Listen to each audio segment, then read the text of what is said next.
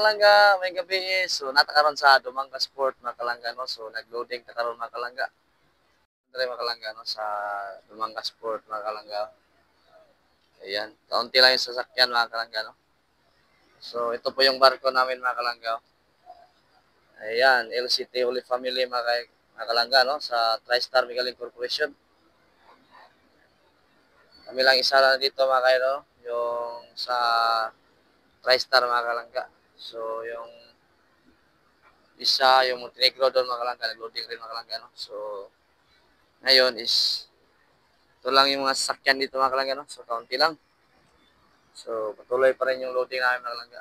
4 wheels na lang yung loading namin kasi tapos na yung 10 wheels. So 6 na 10 wheels yung karga namin ngayon mga kalangga. So 4 wheels na lang ang kulang. At saka motorcycle mga kalangga. So motorcycle dito is dalawa lang mga kalangga. Yan lang dalawa. So yun lang yung update natin sa ating pantalangin mga kalangga. Salamat sa panonood mga kalangga na. God bless.